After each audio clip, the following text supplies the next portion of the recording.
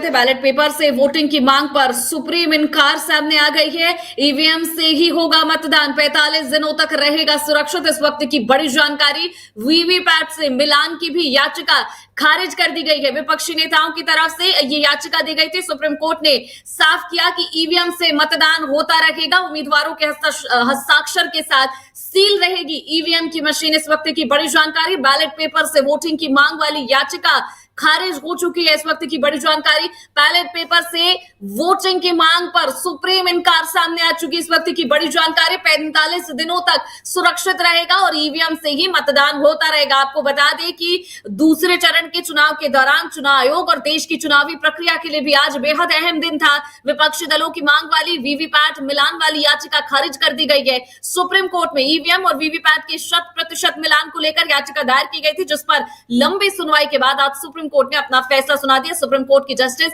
दीपांकर दत्ता और जस्टिस संजीव खन्ना की बेंच ने मामले की सुनवाई पूरी की थी और फैसला सुरक्षित रख लिया था। इस दौरान सुप्रीम कोर्ट ने चुनाव आयोग से भी अहम सवाल किए। बता दें, सुप्रीम कोर्ट में चुनाव के दौरान ईवीएम और वीवीपैट पर्चियों के 100% मिलान को लेकर याचिका दायर की गई थी। कोर्ट ने 18 अप्रैल को इस मामले की सुनवाई पूरी करने के बाद फैसला सुरक्षित रख लिया था, लेकिन चुनाव आयोग ने उनसे, आपको बता दें, बीते बुधवार को कुछ सवाल पूछे थे, जिसके बाद आज कोर्ट ने इस याचिका पर अपना फैसला सुनाते हुए सुप्रीम इनकार कर दिया है। गौरतलब है कि वर्तमान में वीवीपैट वेरिफिकेशन के तहत लोकसभा क्षेत्र की प्रत्येक विधानसभा के सिर्फ 5 मतदान केंद्रों की ईवीएम वोटों का वीवीपैट से मिलान किया जाता है। इसके चलते इसी महीने सुप्रीम कोर्ट ने चुनाव में सिर्फ 5 रैंडम रूप से चयनित ईवीएम को वेरिफिकेशन करने के बाद सभी की गिनती की याचिका पर चुनाव आयोग को नोटिस भेज दिया था। बता दें, बुधवार को सुप्रीम कोर्ट ने कहा था कि हम किसी अन्य संवैधानिक अथॉरिटी के कामकाज को कंट्रोल नहीं कर सकते। चुनाव आयोग ने हमारे संदेह दूर किए, हम विचार प्रक्रिया को नहीं बदल सकते, हम संदेह के आधार पर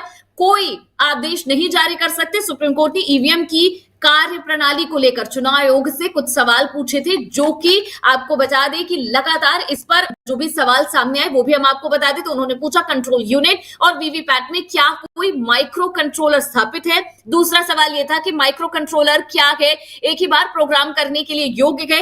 ईवीएम में सिंबल लैंडिंग यूनिट कितने उपलब्ध हैं? इसके अलावा चुनाव याचिकाओं की सीमा 30 दिन है और इसलिए ईवीएम में डेटा 45 दिन तक स्टोर किया जाता है, लेकिन एक्ट में इसे सुरक्षित रखने की सीमा 45 दिन है।